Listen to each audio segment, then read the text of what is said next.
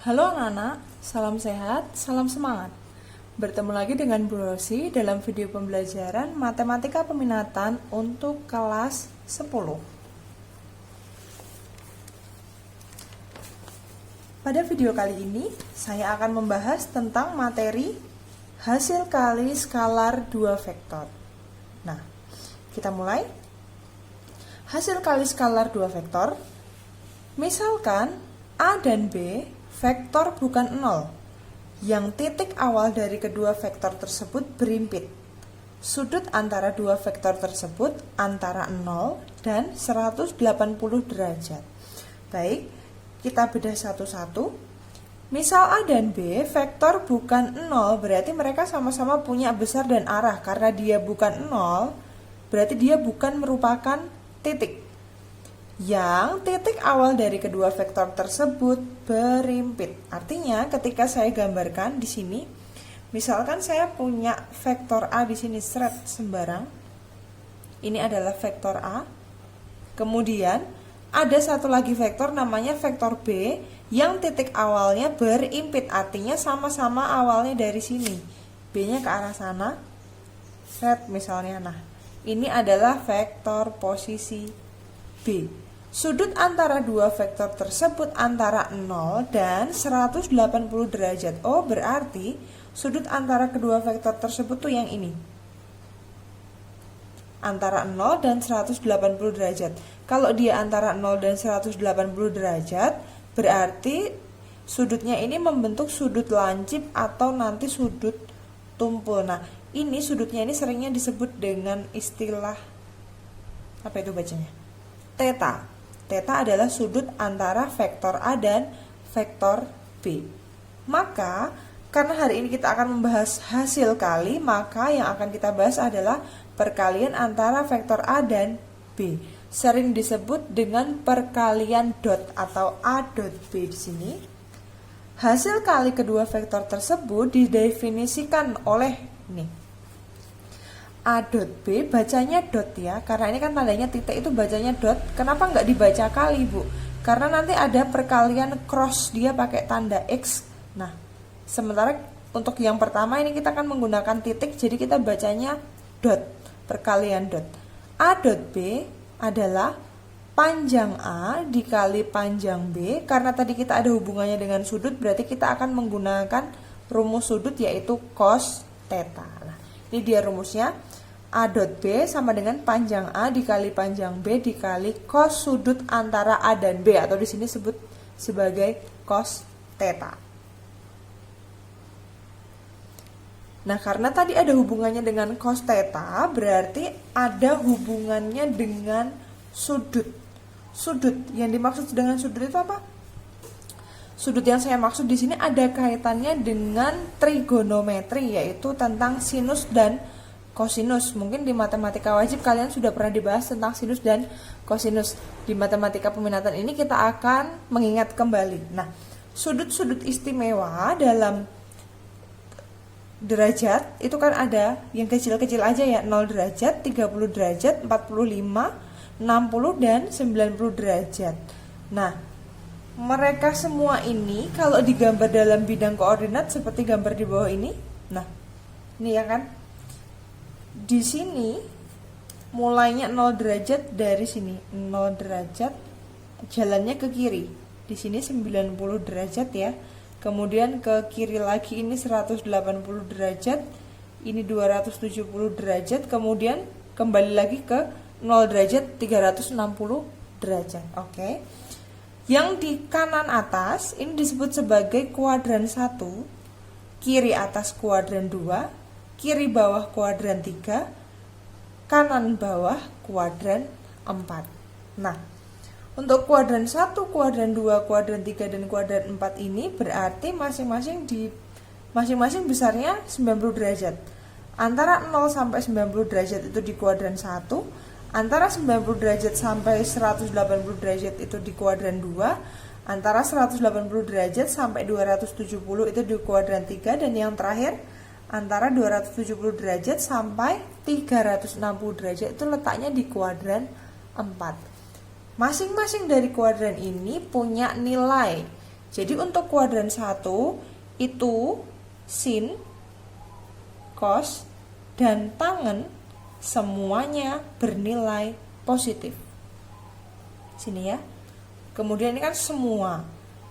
Kalau untuk kuadran 2 ini hanya sin saja yang bernilai positif. Kuadran 3 ini hanya tan saja atau tangen yang bernilai positif. Dan kuadran 4 itu hanya yang cos saja yang nilainya positif. Al, sin, tangen, cos. Oke, saya akan naik ke sudut-sudut istimewa yang dibentuk oleh nilai sinus dari 0 derajat, 30 derajat, 45 derajat, 60 derajat, dan 90 derajat. Sinus 0 derajat ini dia mulainya dari bawah. Paling enak itu semua kita mulai dari setengah akar 0. Setengah dikali akar 0 itu kan 0. Yang ini setengah akar 1. Akar 1 itu kan 1 kali setengah berarti ini setengah. Ini setengah akar 2. Ini setengah akar 3. Ini setengah akar 4. Setengah akar 4 itu artinya setengah dikali akar 4. Akar 4 itu kan 2. 2 dikali setengah sama dengan 1. Nah, untuk nilai cosnya sendiri kita akan memasukkan angka-angka ini mulai dari 1. Jadi mulai dari bawah. Ini 1. Ini berarti ini ya. Setengah akar 3. Kemudian ini sama setengah akar 2. Setengah 0. Nah, silahkan dihafalkan. Ini adalah sudut-sudut istimewa. Bagaimana dengan tangan, Bu? Tangan silahkan cari sendiri karena rumus untuk tangan adalah sin per cos. Jadi ini kamu bisa ditambahkan satu kolom tan theta yaitu sin per cos, berarti 0 bagi 1, terus jawabannya setengah dibagi setengah akar 3 itu nilai tangannya. Kemudian setengah akar 2 dibagi setengah akar 2 itu nilai tangannya, ini juga sama. Silahkan dicari sendiri ya. Nah, baik. Nah, karena tadi dalam bidang koordinat itu untuk nilai theta yang kita gunakan dalam perkalian dot, saya ulang lagi, antara 0 dan 180 derajat. Itu artinya kita hanya menggunakan bagian dari kuadran 1 dan kuadran 2 saja. Oke, cukup ya. Berarti untuk kuadran 1 nanti semua nilai cosnya adalah positif. Tapi nanti kalau dia letaknya di kuadran 2 atau dia membentuk sudut tumpul, berarti nanti nilai cosnya adalah apa? Negatif. Oke, saya akan buka satu-satu. Jika theta atau sudutnya berada di kuadran 1 antara 0 dan 90 derajat, maka vektor A dan B akan membentuk sudut apa ya kalau dia di antara 0 sampai 90 derajat? Kalau kita gambar, berarti kan nanti gambarnya gini. Ini adalah vektor A, gini kan? Kemudian dia lebih kecil atau ini lebih kecil dari 90 derajat, B-nya di sini. Ya. Tetanya di sini. Oke. Maka A dot B akan membentuk sudut lancip. Karena dia letaknya di kuadran 1, maka nilai cosnya akan bernilai positif. Berarti hasil perkalian dotnya gini, saya tulis di sini. Maka A dot B itu hasilnya akan positif atau lebih dari 0. Begitu juga kalau dia lebih antara 90 sampai 180. Kalau kita pakai sudutnya yang di kuadran 2. Jadi jika tetanya 90 sampai 180 derajat, berarti nanti kalau digambar ini vektor A di sini. Kalau tadi kan kalau dia lancip kan masih kecil, lebih kecil dari 90, berarti kalau dia lebih besar dari 90, ini apa nih? Sudutnya tumpul ya. Nah, tetanya di tengah sini, jadi tetanya lebih besar. Maka nilai kosinusnya karena dia letaknya di kuadran 2, maka kosinusnya bernilai negatif. Artinya perkalian dotnya, maka A dot B-nya akan lebih kecil dari 0 karena dia bernilai negatif. Terus pertanyaannya, bagaimana jika sudutnya besarnya 90 derajat. Kalau 90 derajat berarti dia tepat di atas kayak gini kan, tepat di atas seperti ini. Kemudian bagaimana perkalian A dot B nya? Kita lihat, kalau tetanya 90 derajat berarti nilai cosnya adalah 0. Artinya kalau digambar nih, ini adalah vektor posisi A, dan yang B nya nanti dia tegak lurus di atas gini, vektor posisi B, dan dia membentuk sudut apa nih namanya? Siku. Nah, karena dia membentuk sudut siku-siku, besar sudutnya 90 derajat dan cos sudut 90 derajat adalah 0, maka untuk theta 90 derajat A dot B nya sama dengan 0. Oke, 3 hal yang perlu diingat yaitu ketika tetanya berada di kuadran 1 atau dia membentuk sudut lancip, maka hasil perkaliannya akan bernilai positif. Jika sudutnya lebih besar dari 90 derajat tapi lebih kecil dari 180 derajat, dia membentuk sudut tumpul, maka perkalian A dot B nya bernilai negatif atau lebih kecil dari 0. Tetapi ketika sudutnya tepat 90 derajat, maka hasil kali perkalian dot antara vektor A dot vektor B adalah 0. Begitu. Ada tipe lain jika yang diketahui langsung vektor posisinya di sini. Ketika vektor posisi A yaitu A1, A2 dan A3, kemudian untuk vektor posisi B-nya B1, B2, B3, maka untuk mencari hasil dari perkalian dotnya, kita tinggal mengalikan setiap komponennya kemudian dijumlahkan. Artinya apa? Tadi vektor A komponennya kan A1, A2, A3. Vektor posisi B komponennya B1, B2, B3. Artinya kita akan mengalihkan komponen A1 dengan B1 ditambah dengan A2 dikali B2 ditambah A3 dikali B3. Rumusnya ini. Nah, A dot B sama dengan A1 B1 tambah A2 B2 ditambah A3 B3. Berarti ada 2 rumus yang kita peroleh dari materi ini. Terus untuk penggunaannya akan kita bahas selanjutnya. Sebelumnya saya akan balik ke sifat-sifat hasil kali 2 vektor ini. Sebenarnya sudah sering sekali diulang-ulang. Saya akan menegaskan kembali di sini. A dot B sama dengan B dot A. Boleh dibalik karena dia perkalian, jadi sifatnya adalah komutatif. Kemudian ketika kita akan mengalihkan vektor dengan bentuk kurung A dot B plus C. Ini B plus C nya boleh ditambah dulu, nanti baru dikalikan dengan A, hasilnya sama saja, atau boleh diuraikan. Caranya gimana? Satu-satu. A dot B dulu, nanti kalau sudah ketemu jawabannya baru ditambah dengan A dot C. Sama hasilnya karena dia bersifat distributif. Selanjutnya, ketika A dot B dikalikan dengan K. K di sini berperan sebagai skalar. Artinya kita boleh pecah satu-satu, kita boleh mengalihkan A dot B nya terlebih dahulu, nanti kalau sudah ketemu jawabannya baru dikalikan K, atau kita akan mengalihkan satu-satu. Artinya K-nya ini dikalikan A dulu. Nanti kalau sudah ketemu baru kita kalikan dengan vektor posisi B. Atau kalau misalnya ingin mengalihkan K dengan yang belakang, berarti K-nya dikalikan dengan B. Nanti kalau sudah ketemu jawabannya baru dikalikan dengan A, boleh. Dibalik boleh. Yang penting K-nya hanya dikalikan sebanyak 1 kali saja.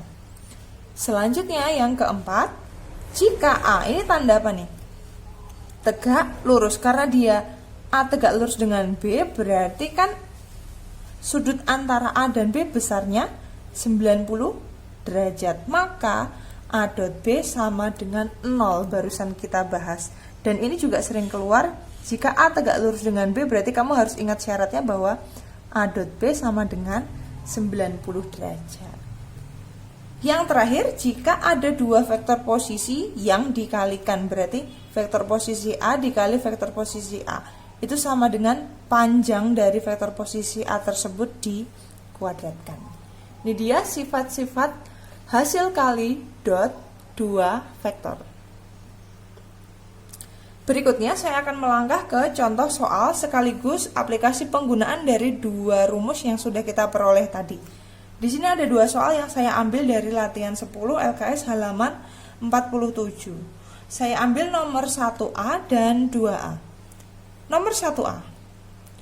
Diketahui panjang vektor A adalah 5, panjang vektor B adalah 4, dan theta atau sudut antara A dan B besarnya 30 derajat. Maka kamu disuruh menentukan A dot B. Nah, kalau dia punya sudut, saya ulang dulu. Ada dua rumus yang kita peroleh tadi ya. Pertama adalah A dot B ini, panjang A dikali panjang B dikali cos theta. Ada satu lagi, yaitu A dot B, A1B1 tambah A2B2 tambah A3B3. Kapan kita akan menggunakan rumus tersebut? Kapan menggunakan rumus yang pertama? Kapan menggunakan rumus yang kedua ini? Kalau kita perhatikan dari soal nomor 1A, yang diketahui adalah panjang A, panjang B, dan sudut antara A dan B. Karena dia yang diketahui panjang dan sudut, berarti kita akan menggunakan rumus 1. Artinya rumusnya apa tadi? A dot B sama dengan panjang A dikali panjang B dikali cos theta, cos sudut antara A dan B. Nah, karena masing-masing nilainya sudah diketahui dari soal, kita tinggal memasukkannya saja. Panjang A tadi 5, panjang B tadi 4, cos theta. Tetanya 30, berarti kita harus cari cosnya. Cos 30 derajat. Nih saya kerjakan dulu 5 kali 4, 20 dikali cos 30. Buka lagi catatanmu. Cos 30 adalah setengah akar 3. Oke, ini bisa disederhanakan. 20 dengan 2, 2-nya habis, 20-nya tinggal 10. 10 kali akar 3 berarti 10 akar 3. Oke, ini hasil perkalian A dot B. Kemudian saya akan melangkah untuk soal yang nomor 2. Diketahui vektor posisi A 2i tambah J tambah K, vektor posisi B 2i tambah 2J min K.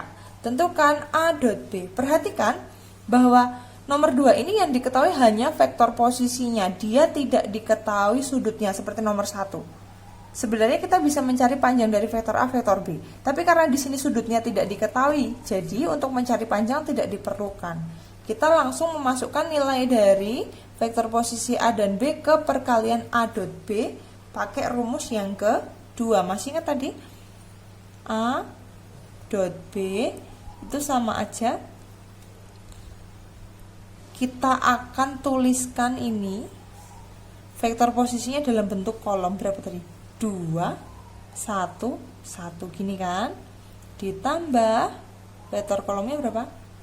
2, 2 min 1 gini.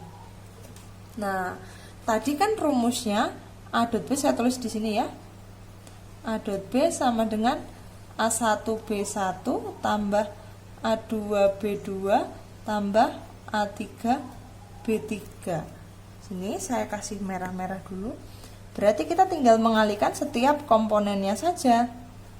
Nah, ini kan kita langsung mengalihkan setiap komponennya saja, berarti menjadi 2 kali 2. Saya tulis ya, 2 kali 2 ditambah ini 1 kali 2 ditambah 1 dikali min 1. Yuk, 2 kali 2 4, 1 kali 2 2, 1 kali min 1 min 1. Berapa nih? 4 tambah 2 6, 6 kurang 1 5. Oke, itu dia. Nah, pertanyaannya saya ulang lagi, kapan kita menggunakan rumus ini? Rumus 1, ini saya sebut sebagai rumus 1. Kapan kita menggunakan rumus 2? Oke. Menggunakan rumus 1 ketika sudutnya diketahui. Menggunakan rumus 2 jika yang diketahui adalah vektor posisinya. Begitu ya. Baik. Sekian video dari saya, sampai ketemu pada video selanjutnya. Selamat belajar dan terima kasih.